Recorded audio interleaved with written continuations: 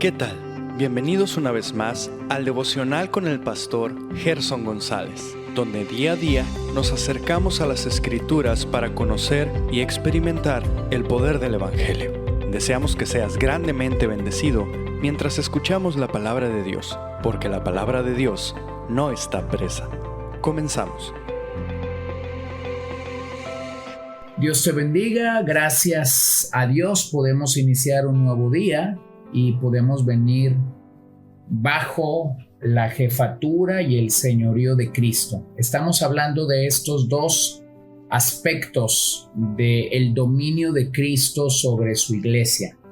Iglesia que Él mismo compró a precio de sangre. Debemos de reconocer continuamente que eso es una realidad para nosotros. Hemos sido comprados a precio de sangre y por eso el Señor es digno de ser el jefe en su iglesia y de ser Señor de nuestras vidas.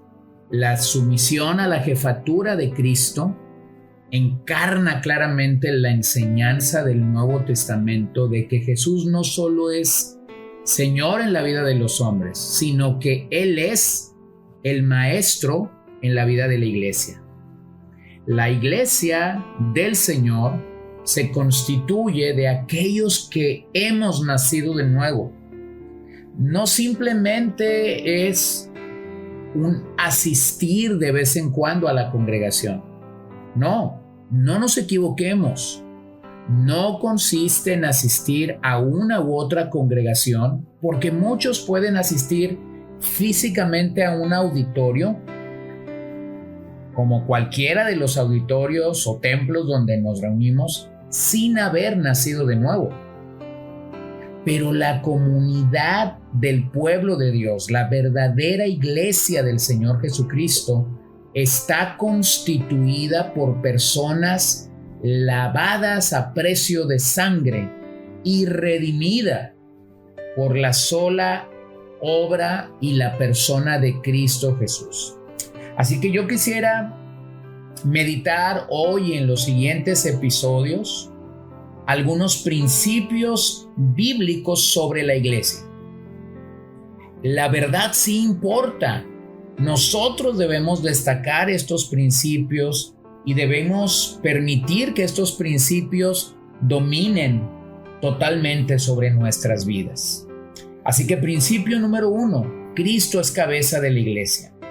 Cristo es realmente la cabeza de la iglesia. Ahora yo te pregunto a ti, ¿es tu cabeza?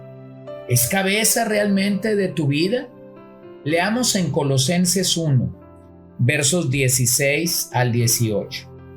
Porque en Él fueron creadas todas las cosas, las que hay en los cielos y las que hay en la tierra, visibles e invisibles, sean tronos, sean dominios, sean principados, sean potestades. Todo fue creado por medio de Él y para Él, y Él es antes de todas las cosas, y todas las cosas en Él subsisten. Y Él es la cabeza del cuerpo, que es la iglesia, el que es el principio, el primogénito de entre los muertos, para que en todo tenga la preeminencia. La palabra cabeza aquí es kefalé. De eso o de este punto se originan todos los impulsos nerviosos que hacen funcionar el resto del cuerpo. Así que observemos claramente la importancia de la cabeza. De kefalé surge nuestra palabra cerebro. Es la parte donde se originan todas las órdenes que el cuerpo obedece. Así que claramente Pablo está tratando que podamos entender que de Cristo como cabeza surgen todas las órdenes y todos los impulsos espirituales para que la iglesia que Él fundó, que Él compró, que Él formó, realmente pueda funcionar. Así que preguntémonos, ¿Qué pasa si alguien no obedece las órdenes de la cabeza? Bueno, si alguien no obedece las órdenes de la cabeza, simplemente está comunicando que no es parte del cuerpo de Cristo. Porque quienes son parte de este cuerpo entienden que es la cabeza la que está determinando para nosotros lo que debemos ser y lo que debemos hacer. Así que número 1, Cristo es cabeza de la iglesia.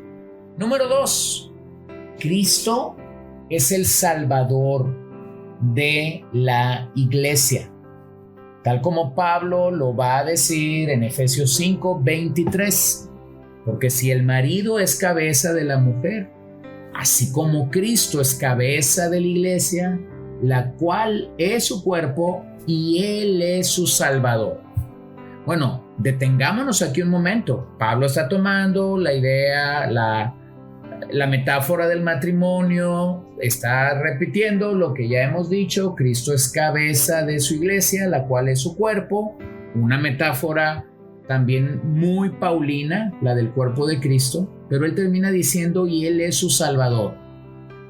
Así que preguntémonos, ¿quién nos salvó? ¿Quién te salvó? Bueno, la respuesta es Jesús. Jesús debe ser el único salvador de su iglesia. No nos salvó el pastor, tampoco nos salvó una denominación, no nos salvó un grupo de estudio bíblico entre semana, no nos salvó un credo, no nos salvó una confesión de fe, nos salvó Jesús. Por lo tanto, no hay nada que podamos o que debamos agregar al sacrificio de Jesús, porque al hacerlo sería como ser corredentores de la salvación, y eso es imposible, porque quien lo hace así se constituye en un enemigo de la cruz, en alguien que no acepta o que no reconoce que verdaderamente el Señor lo salvó. No hay nada que yo pueda agregar, no hay nada que tú puedas agregar. Simplemente creer que el sacrificio de Jesús en el Calvario fue total. Hoy hay muchas personas distorsionando el Evangelio, queriendo hacer cuanta cosa rara para congraciarse con la gente. Clavando pecados en una cruz de madera, escribiendo esos pecados y colgándolos de allí, quemando pecados en una fogata, golpeando una piñata como si la piñata fuera tu carne. No funciona así. A mí me basta y me salva totalmente el saber que Jesús murió por mí en la cruz, que su sacrificio es total y suficiente para mí. Creer en esta obra tiene el poder de Dios para la salvación. Con cuánta razón Pablo dijo, no me avergüenzo del Evangelio, porque es poder de Dios para la salvación. Sí, esa locura del Evangelio a la que nos hemos referido en episodios anteriores tiene el poder de Dios para salvar a un pecador. Debemos recordar lo que Pablo dice en Romanos 5:20, que donde abundó el pecado, sobreabundó la gracia. Así que no hay pecado que la gracia no pueda transformar en vida nueva, en vida eterna. Y número 3, permíteme reconocer que Cristo no solo es la cabeza, no solo es el Salvador, Cristo es el dueño de su iglesia, el dueño. Hechos 20:28 enfatiza esto cuando Pablo dice, por tanto, mirad por vosotros y por todo el rebaño en que el Espíritu Santo os ha puesto por obispos para apacentar la iglesia del Señor, la cual Él ganó por su propia sangre. La primera parte de este texto dice que los ministros, los pastores, los ancianos, los supervisores de la vida espiritual de una iglesia local deben cuidar de sí mismos. Si no logran hacer esto, difícilmente podrán cuidar del rebaño del Señor. Así que de algo estamos seguros: solo el que murió por la iglesia puede tener la autoridad de ser el amo y el Señor de esa iglesia. Así que Cristo es el verdadero y el único dueño de la iglesia. Nosotros como siervos de Dios solamente somos administradores y también daremos cuentas por nuestra propia vida y por la manera como cuidamos de la grey de Dios. Así que yo quisiera alentarte, alinearte, reenfocarte en Cristo. Hoy en día hay tantas cosas que quieren desviar nuestra mirada de la devoción y de la sinceridad a Cristo, pero se requiere bastante humildad, bastante arrepentimiento, bastante reconocimiento de que hemos fallado miserablemente una y otra vez para regresar a estos principios sencillos de la fe cristiana. Él es la cabeza de la iglesia. Él es el Salvador. Él es el dueño. Querido amigo, si tú no has venido a Cristo como tu Salvador, debo enfatizar esto. Él no quiere ser algo en tu vida. No, Él quiere ser la cabeza. Él no quiere ser un agregado más. No, Él quiere salvarte. Y cuando te salva, Él ha venido a gobernar, a reinar, a ser el dueño de nuestras vidas. Así que iniciando por estos tres principios, nosotros firme y claramente podemos decir que el Señor, y solo el Señor, es quien tiene autoridad, poder para efectuar esto en nuestras vidas, para salvarnos y una vez que nos salva, para añadirnos a su iglesia. De acuerdo al libro de Hechos, el Señor salvaba para añadir a la iglesia a los que habían de ser salvos y añadía a su iglesia a personas salvas. Ese es el modelo de Dios en el libro de los Hechos y ese debe seguir siendo el modelo de Dios en nuestros días. Salvar para añadir a su iglesia. Añadir a su iglesia a los que Él previamente ha salvado. Permíteme orar por ti y contigo. Señor, te doy gracias esta mañana. Qué maravilloso es poder confesar que tú eres el Señor, que tú nos has salvado, que tú nos has rescatado para realmente ejercer sobre nuestras vidas una jefatura y un señorío claro, nítido y firme en nosotros. Así que yo te ruego que podamos aceptar en nuestra vida que tú eres la cabeza.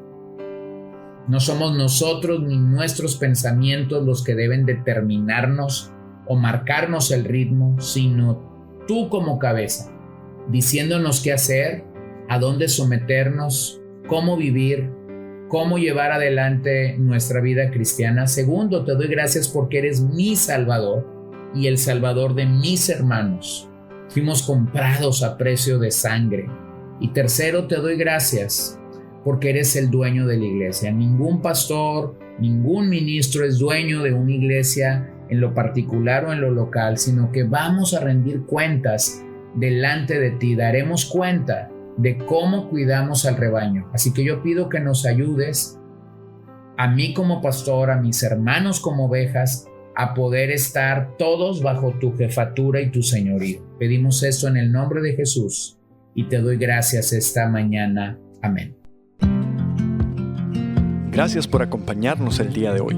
No olvides compartir este devocional con todos tus conocidos y recuerda que puedes seguirnos en Podbean, Spotify y Facebook como CCBN Los Mochis para que puedas escuchar todos los mensajes, los devocionales y también seguir nuestras transmisiones en vivo. Esperamos que nos acompañes el día de mañana.